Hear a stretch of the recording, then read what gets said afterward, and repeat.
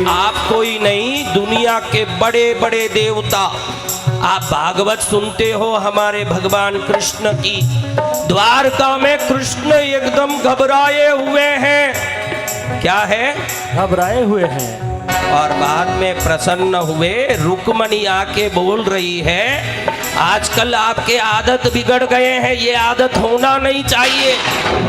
बलराम जी स्वयं आके कह रहे तू गलत बिगड़ गया है कृष्ण। कृष्ण विचार करते हैं कि मैंने कभी कोई गलती नहीं की, लेकिन जब परिस्थिति विपरीत होती है तो उत्तम व्यक्ति को भी लोग अधम कहने लगता है। स्वयं भगवान के ऊपर आक्षेप उठने लगे। ऐसे हुआ, क्या हुआ? उनका सामंत सत्राजित, कौन? सत्राजित द्वारकाधीश कृष्ण का सामंत सूर्य का बड़ा उपासक हुआ। क्या हुआ? सूर्य उपासक सत्राजित ने सूर्य उपासना की। सूर्याय नमः, भास्कराय दिवाकराय, मार्तंडाय नमः। ओम भास्कराय विद्महे दिवाकराय धीमहि तन्नो सूर्य प्रचोदयात्। सूर्य की विशिष्ट तपस्या, धूप में खड़े हो करके जब सूर्योदय हो और सूर्यास्त तक सत्राजित ने एक पैर में भगीरथ की तरह खड़ा हो करके तपस्या किया। आजकल हम लोग धूप में जाते ही नहीं हैं। इसमें कई ऐसे लोग होंगे जो ऑफिस में ही पूरा दिन निकल जाए, उठे ही एकदम भूंगा माते तावड़ा आवे जा रहे, और जब जाएं जब तक अंधेरा हो जाए इनको विटामिन D3 नहीं मिलता है। क्या नहीं मिलता है? Vitamin D. डॉक्टर बोलता है कि गोली लो विटामिन D3 का। काहे लिए विटामिन D3 लें? 10 मिनट सुबह उठ के सूर्य नमस्कार करें, शरीर में भरपूर विटामिन D3, क्या सूर्य की कृपा भी आ जाए। जय जय गुरुदेव। सूर्य प्रसन्न हुए, सत्राजित के सामने प्रकट हुए, प्रत्यक्ष दर्शन दिया। सत्राजित, तेरी तपस्या से मैं प्रसन्न हुआ, क्या चाहिए मांग ले, मांग ले, मांग ले। प्रभु, मैंने देवी भागवत में पढ़ा है कि आप 12 सूर्य हो। कितने? 12। जिसको द्वादश आदित्य कहते हैं। आदित्य यानी सूर्य, द्वादश यानी 12। हर महीने एक रूप में प्रकट होते हो, इसलिए वर्ष का 12 महीना है।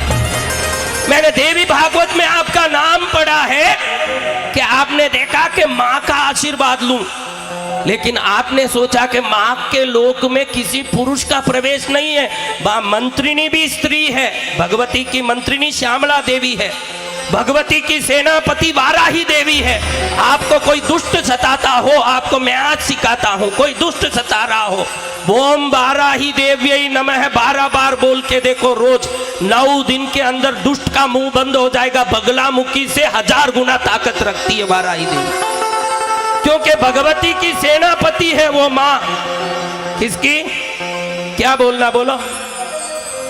ओम वाराही देव्यै नमः बोलो। ओम वाराही। पंचमी उसका दिन होता है। अगर पंचमी के दिन वाराही देवी के नाम से कुल देवी के घर में एक दिया जला दोगे तो कोई भी दुष्ट हो मुंह के सामने भी नहीं आ सकता। किसी को कोर्ट केस का लफड़ा हो, वाद विवाद हो, तो वाराही देवी का नाम लो, जज को खुद ही आपकी तरफ शुभ फैसला करना पड़ेगा, अगर न्याय आपके पक्ष में है तो, क्योंकि पाप के पक्ष में देवता नहीं होंगे।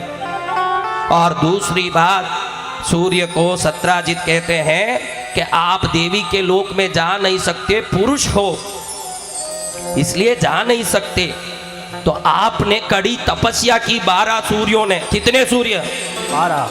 और देवी की कृपा से आपने इच्छित रूप पाने की शक्ति पाई, और आप 12 रत्न बन के देवी के चरण में ही रहने की इच्छा से, देवी के नजदीक में समीप में रहने की इच्छा से वो 12 रत्न देवी के मुकुट में जाके जड़ गए। कौन? स्वयं सूर्य। जो सूर्य जैसे देवता जड़ बन के भी देवी के चरण में रहना चाहते हैं, तो हम मनुष्य बन के तो भगवती के चरण में ही रहना चाहिए। ध्यान रखो आप। सूर्य जैसा पराक्रमी देवता सोचता है जड़ बन के भी रहूंगा लेकिन मां के चरण में रहूंगा। कैसी भक्ति देखो। सत्राजित कहते हैं सूर्य तुमने ऐसे भगवती की तप की, उनके चरण में रहा, तो देवी ने प्रसन्न होकर के तुमको श्यमंतक मणि दिया। क्या दिया? ये मणि मुझे चाहिए। देवताओं का नियम होता है कि वरदान देने के बाद वापस नहीं ले सकते, तो सूर्य देव ने प्रसन्नता से सत्राजित को वो मणि दे दिया। उस मणि का प्रभाव था कि वो मणि रोज 8 बार सोना उगलता था। कितना? 8 बार, यानी 800 हाथी प्रमाण। कितना? 800 हाथी। अगर 800 हाथी वजन जितना रोज सोना पड़े तो आप लोगों का क्या हालत हो। ये थे द्वारका के सामंत सत्राजित। अब द्वारका में श्यामंतक मणि लेके आए तो धीरे धीरे इनकी महिमा बढ़ने लगी। द्वारकाधीश कृष्ण के खजाने से भी इनका यश बढ़ने लगा, क्योंकि पड़े पड़े ही रोज 8 बार सोना गिरता हो, उसके वैभव का क्या कहे। तो सब कृष्ण जी सोचे कि ये इतना धन आ रहा है तो जरूर इसकी बुद्धि दुर्बुद्धि होगी। जब भी आपके उपयोग से ज्यादा चीजें आती है तो वह आपको विलास की ओर और भोग की ओर ले जाएगी ना, वो भोग आपको नरक की ओर ले जाएगा। इसलिए कृष्ण सत्राजित सामंत से उदास रहने लगे कि ये बिना काम बिगड़ जाएगा। लेकिन लोग अलग बातें करने लगे। देखो, कृष्ण को सत्राजित को देखते ही मुंह फेरते हैं, क्योंकि वो बड़ा पैसा वाला हो गया, तो इनको ईर्ष्या आ गई है, यूं बोलने लगे। और खुद रुक्मिणी बोलने लगी, आप क्यों यूं मुंह चुराते हो, उससे प्रेम से बात करो ना। बलराम भी समझाने लगे। कृष्ण बोले कि ऐसी कोई बात नहीं है भैया, मेरे मन में ये है कि ये धन कहीं इसको विनाश की ओर न ले जाए, मैं ये चिंता कर रहा हूं। लेकिन कोई मानने तैयार नहीं। एक दिन सत्राजित का भाई प्रसेनजित ये जाकर के इस श्यामंतक मणि को गले में पहन लिया। भैया को पता नहीं था सत्राजित को, और शिकार करने गया। रास्ते में एक शेर ने इसको पकड़ लिया, मार दिया और वहीं गिर गया, वो यहीं पड़ गया। राम की सेवा करने वाले जाम्बवंत जी गुफा से बाहर निकल के देखते हैं कि कोई मरा पड़ा है, उसके गले में कोई चीज है जो हजारों सूर्यों की तरह चमक रहा है। तो उस मणि को ले जाके जाम्बवंत जी ने अपने बच्चों के गले में डाल दिया, और पूरे द्वारका में अफवाह फैल गई कि कृष्ण ने प्रसेनजित की हत्या कर दी। हत्या का आरोप लगा। कृष्ण जी सोचे कि इस आरोप से मैं मुक्त होना है तो मुझे इसका पता लगाना पड़ेगा कि ये क्या हुआ। वो उस जंगल में गए तो ढूंढते ढूंढते गए तो वो मिला लाश प्रसेनजित का, लेकिन गले में श्यामंतक मणि नहीं दिखा। गुफा की तरफ देखते हैं, अंदर बच्चे खेल रहे हैं, बच्चे के गले में चमक रहा है मणि। समझ गया कि यहीं आया है ये मणि।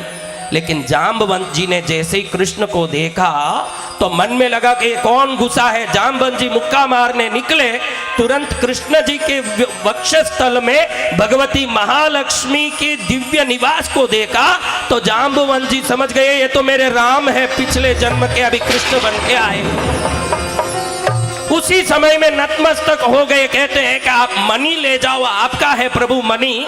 मणि तो क्या, मैं मेरी बेटी जाम्बवंती भी आपको देता हूं। इसी समय में वसुदेव जी द्वारका में बड़े दुखी हैं, बड़े चिंतातुर हैं कि मेरा बेटा गया, कितना दिन हुआ, 12 दिन में उसके साथ गए, सेना भी वापस लौट गई कि क्या हुआ गुफा के अंदर, पता नहीं मेरे बेटे का क्या होगा।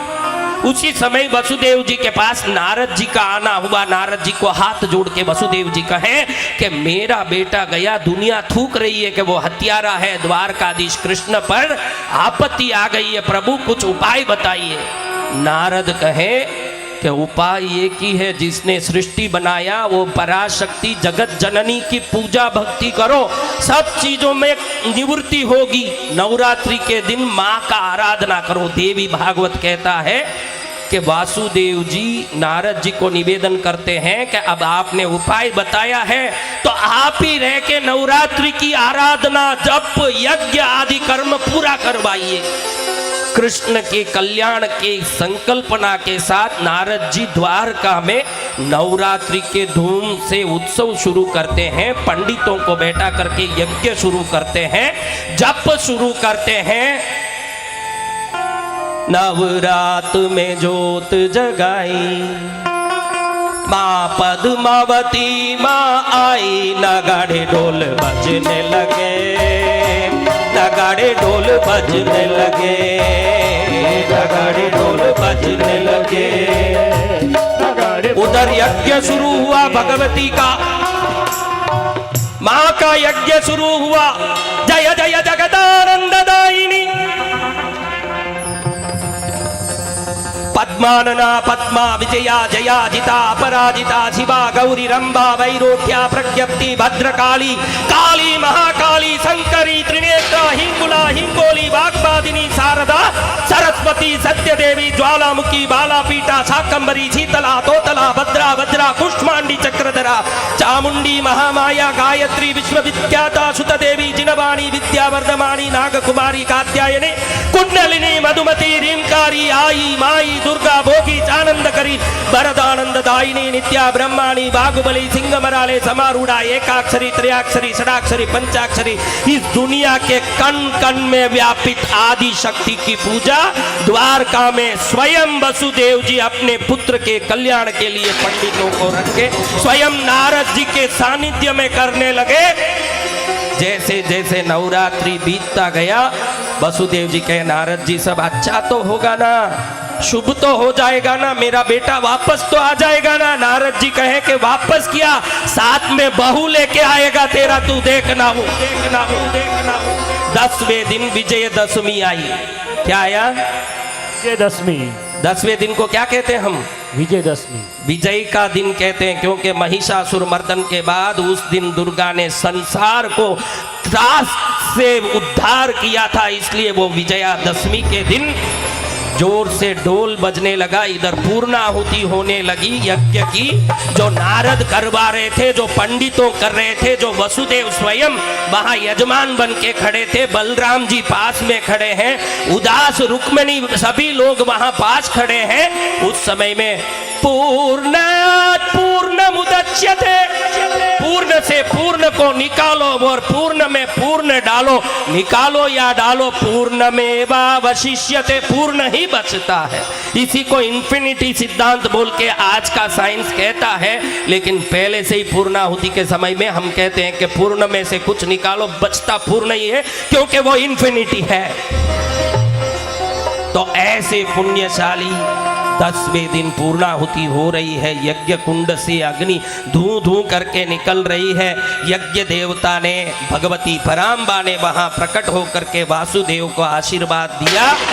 एक हाथ में त्रिशूल शंख चक्र गदा खड्ग खेटक कमल अभय मुद्रा से सिंह वाहिनी भगवती ने आशीर्वाद दिया कि वसुदेव जी मेरी साधना आराधना राम ने किष्किंधा में किया, अब कृष्ण के नाम से आपने यहाँ किया है। इस धरती के जितने देवता हैं, ब्रह्मा विष्णु महेश, सबको मैंने प्रकट किया है और उनकी शक्तियां पार्वती लक्ष्मी सरस्वती, उनको मैंने उनके शरीर में अंश बनाया है। मेरी पूजा कभी खाली नहीं जाती। दुनिया के 33 करोड़ देवता जिस चरण में नतमस्त होते हैं, उस चरण को आज आपने पकड़ा है, आपका भी उद्धार होगा। ये पूर्णाहुति होने के कुछ ही समय में शंख बजेंगे, पुष्प वर्षा होगी। आपका बेटा कृष्ण अपवाद से मुक्त होने के लिए जाम्बवंत जी द्वारा दिए हुए स्यमंतक मणि को लेके, साथ में जाम्बवंत जी की पुत्री जाम्बवंती को भी लेकर के द्वारका में आएगा। सदा सदा के लिए भगवान कहलाएगा। मेरा आशीर्वाद है। कुछ समय में पूर्णाहुति हुआ, जैसे भगवती ने आशीर्वाद दिया था वैसे ही शंख बजने लगा, वैसे ही ढोल बजने लगे, वैसे ही नगाड़े बजने लगे। और देखो तो कृष्ण जी जो हरदम मुकुट पहन के, मोर मुकुट पहनते हैं, आज शादियों में बींद राजा पहने ऐसे सारा पहने हुए हैं और हाथ पकड़े हुए हैं जाम्बवंती का। गले में देखो तो जिस यमंतक मणि के लिए अपवाद हुआ था उसको धारण किए हुए हैं। बड़े धूमधाम से द्वारका में प्रवेश हुई। चारों तरफ आदि शक्ति माँ जगत जननी का जय जयकार होने लगा। ओम शक्ति पराशक्ति, ओम शक्ति आदि शक्ति महाशक्ति। किसका नाम लिया जाने लगा? ऐसे राम कृष्ण जैसे परम पराक्रमी अवतार पुरुषों ने भगवती का नाम लेके अपने जीवन में आए हुए आपत्तों से उद्धार पाया।